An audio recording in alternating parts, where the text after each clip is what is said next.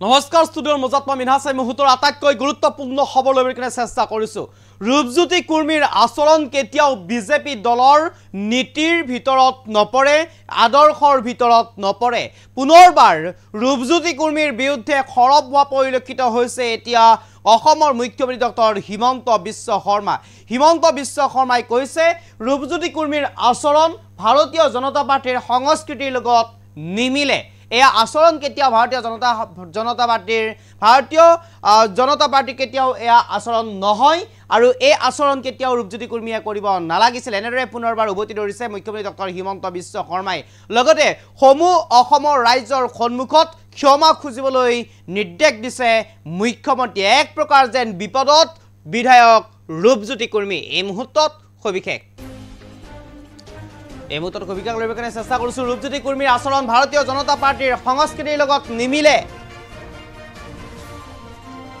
এই ব্যৱহাৰৰ স্থান বিজেপি দলত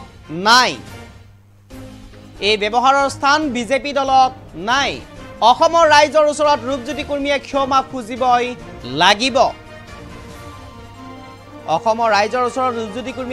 খুজিবই লাগিব সদনত ৰূপজ্যোতি কুৰ্মীৰ আচৰণক লৈ খৰব হ'ল মুখ্যমন্ত্ৰী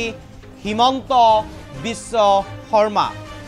আৰু আনহাতে সমান্তৰালভাৱে অখিল গগৈক দোষাৰোপ কৰিলে মুখ্যমন্ত্ৰী গৰাকীয়ে অন্য বিধায়কে ভাষণ দি থকাৰ সময়তো অখিল গগৈয়ে ৰখাব বিচাৰে এয়া কেতিয়াও সদনৰ নিয়মৰ ভিতৰত নপৰে বুলি মন্তব্য কৰিলে হিমন্ত বিশ্ব শৰ্মাই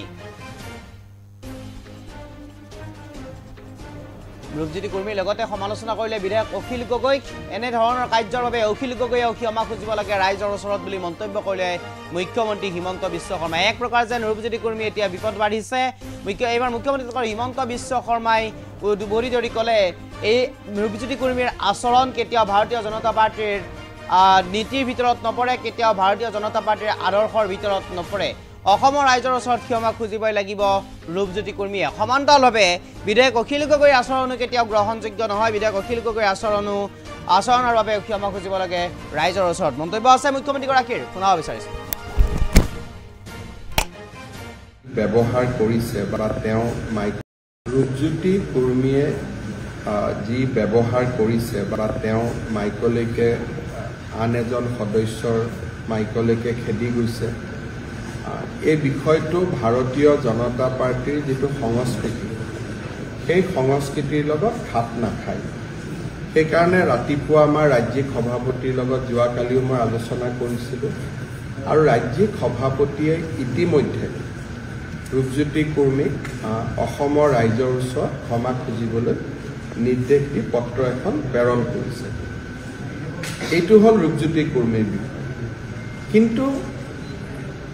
বিধায়ক অখিল গগৈ ডাঙৰীয়া ৰূপজ্যোতি কুৰ্মী এগৰাকী চাহ জনজাতিৰ বিধায়ক এটা নিপীড়িত নিষ্পেষিত জনগোষ্ঠীৰ পৰা তেওঁ অসম বিধানসভালৈ আহিছে এজন বিধায়কে ভাষণ দি থাকোঁতে মন্ত্ৰীয়ে ভাষণ দি থাকোঁতে বিধায়কসকলে কেতিয়াবা মাজত ৰখাব যত্ন কৰে কিন্তু যোৱাকালি মই যেতিয়া ভিডিঅ'টো ভাল কৰি চাইছোঁ তাত এটা দেখা পাইছোঁ যে ৰূপজ্যোতি কুৰ্মীয়ে ভাষণ দি থাকোঁতে অখিল গগৈ ডাঙৰীয়াই বাৰে বাৰে তেওঁক বাধা দিবলৈ চেষ্টা কৰি আছিল আৰু কেতিয়াবা মই ভাষণ দি থাকোঁতে অখিল গগৈ ডাঙৰীয়াই এনেকুৱা ধৰণৰে ঘটনা কৰে মোৰ অলপ 25 বছৰ বিধানসভাত হৈ গ'ল কাৰণে ধেমালি ধুমলা কৰি কথাখিনি মই ডাইভাৰ্ট কৰোঁ